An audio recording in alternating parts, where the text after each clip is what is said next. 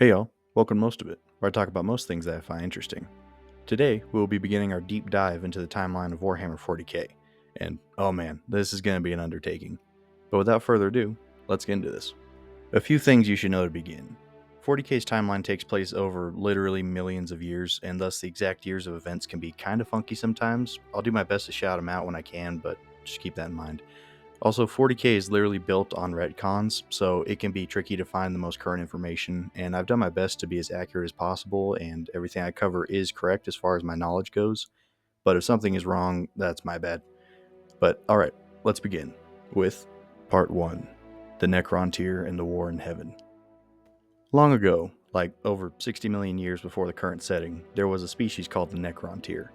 These people began their existence billions of years before humanity, in a region of space known as the Halo stars. Now, this was not a nice place to live. With the planets being bombarded by solar wind and radiation storms, the necrontyr would live extremely short and painful lives, with their bodies often being riddled with cancers. Their homeworld became essentially a massive tomb world, housing billions of dead necrontyr with monuments to the dead, but none to the living. Seeing the futility of their continued existence here, the necrontyr would set out for the stars, constructing massive, slow-moving ships with stasis crypts so that their sick bodies could survive a long journey. And jump forward a few millennia, and the necrontyr have colonized multiple planets and established multiple dynasties, all answering to one known as the Silent King. Throughout their expansions, the necrontyr would encounter a race known as the Old Ones, and as the name implies, these guys were ancient, far older than even the necrontyr, and were the masters of some strange kind of energy called the immaterium, and could wield it to benefit themselves, which included immortality. The necrontyr would inquire of the Old Ones on how to gain this immortality in order to free themselves from their very short lifespans. And in turn, they would be met with an, and I quote, "get good, scrub," with the Old Ones refusing to share their secrets. This refusal would embitter the necrontyr and would prompt civil wars between the dynasties, with each seeking to secure what they could in the short time they had been given. Had they been allowed to continue, it's likely the necrontyr would have wiped themselves out, but eventually they would realize that they each had a common enemy and would go to war against the Old Ones, beginning what is now called the War in Heaven. This war would last a long time, and while no mortal stood a chance against the necrontyr's mastery of technology, the Old Ones' mastery of the Immaterium was so far beyond their tech that it was clear this was a war the necrontyr could not win, at least not alone. After being pushed back to the fringes of the galaxy, the necrontyr would become little more than a nuisance to the Old Ones. Frustrated at their losses, the Silent King Zarek would be met by a being even older than the Old Ones, comprised of pure energy known as a ctan. The ctan were born at the creation of the universe and were, for the most part, formless, feeding on stars to survive. The necrontyr would construct bodies of living metal for the catan to inhabit, and one would take them up on their offer. Now having poured itself into a material body, this catan would find a new hunger awakened within him. He would introduce himself to Zarek as Mephetron, but amongst his own kind, he was simply known as the Deceiver. Mephetron would tell Zarek of a war long before the birth of the necrontyr against the catan and the Old Ones, that the catan had lost, causing them to hide away until they could find someone to help them gain vengeance. Mephetron promised Zarek that he and his brothers could grant the dying race the gift of immortality, and seeing as they both sought the same thing, that being the destruction of the Old Ones, all the necrontyr, save one, would agree to this partnership. Mephetron would bring others of his kind to the necrontyr, and they would inhabit bodies of their own.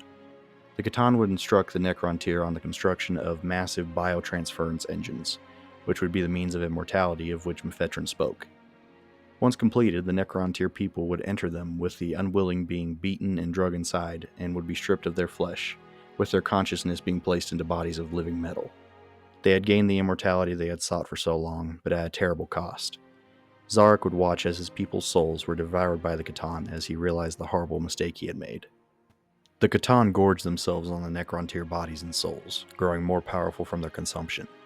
No longer the necrontyr, Zarek's people were now the soulless necrons, with Zarek himself having complete control over almost every one of them, with the more strong-willed among them managing to retain some autonomy.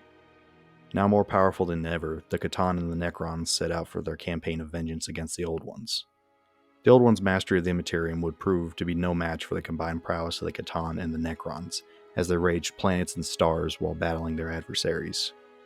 The necrons would breach their webway that they used to travel around the galaxy, severing the Old Ones' means of escape, and at the same time, using their own portal technology, the Necrons would hijack pieces of the webway to form their own mode of travel. For all other mortal beings in the galaxy, the ctan had become terrifying masters as they consumed all life they found to sate their raging appetites. Now having grown sure of their powers, the ctan began attacking and consuming each other, often for sport. In their civil wars, the ctan would raise even more planets and would open black holes and destroy entire solar systems.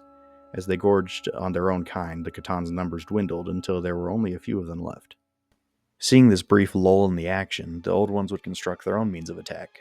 They would use their vast knowledge to create a few new races, but the two that we know the most about are the Brutish Quarks and the lithe Eldari. Neither the Necrons or the Catan had links to the Immaterium, so they made the Eldari fight mainly on that plane. And using them, they would be able to take back some ground and push the Catan back, who in response to this new threat would begin a plan of cutting off real space from the Immaterium entirely, through use of massive pylons they constructed to form a network to seal real space. However, before these plans could bear fruit, a new threat emerged. With the Eldari being so psychically powerful, they made bigger waves than ever within the great ocean known as the Warp. The Warp feeds off emotions and souls from real space, and as you can imagine, a several million year war will throw a few nukes into what used to be a rather tranquil sea. What was once the Sea of Souls was now reformed into the realm of chaos, with the gods we know and love beginning to emerge. The inhabitants of the Warp reflected this change as well, with them becoming more malevolent predators, seeking a way into real space, and with the Eldari drawing on the Warp as much as they were, they had ample means to enter the Materium. The Warp entities would use the minds of the new young races to do their bidding, creating something known as the Enslaver Plague, a warp-born ailment where a psyker is enslaved by the forces of chaos. This was a game ender for the Old Ones, as they lost many of their servants and the Catan and Necrons continued their assaults. The Old Ones finally broke, and were presumably scattered and or destroyed. During the latter part of the War in Heaven, Zarek the Silent King would devise a plan to free his people. Knowing that the Old Ones had to be destroyed before he acted, he waited until the Catan were at their most vulnerable. Coming off a hard-fought battle and having only a few of them left, the Catan were caught off guard as the Necrons, led by the Silent King, turned against their once masters. Zarek knew he could not kill these godlike beings, as they were part of the very fabric of the galaxy, but they could be broken. Not much is known about how they did it, but the Necrons shattered the Catan into thousands of still very powerful shards, and bound them within Tesseract labyrinths, in an apt mirror to their former master and slave relationship. The Necrons took heavy losses during this final conflict, but they were successful, and were now free to forge their own destinies. The Necrons had won their long-fought war, and gained the immortality they sought in the process, but the price for both had been steep. As they reveled in their victory, the Silent King saw that their time was over, at least for now. The Necrons had been badly weakened by their conflicts, and they would stand no chance against the rising power of the Eldari. But the Necrons were ancient and undying, and knew that all empires would eventually fall, and when the Eldari finally did, they would be there to take back the galaxy they had fought so hard to win. Thus, Zarek ordered all Necron-held worlds to be remade into tomb worlds, housing massive stasis crypts, in which the Necrons would sleep for the next 60 million years to wait out the Eldari's empire. The Silent King's final order to his people was for them to sleep, but to arise ready to rebuild the Necron dynasties to their former glory. As his followers were sealed within their crypts, the Silent King would destroy his command protocols, freeing the Necrons from his command and granting them all their long-lost autonomy.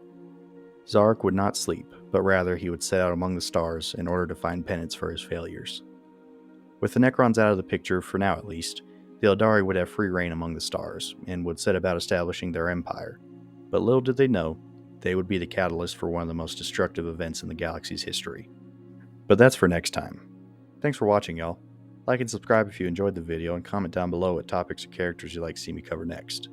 Be sure to check out my community tab where I'm currently running weekly Primarch battle brackets, and stay tuned for part 2, I will be continuing this timeline series. And with all that said, I'll see y'all later.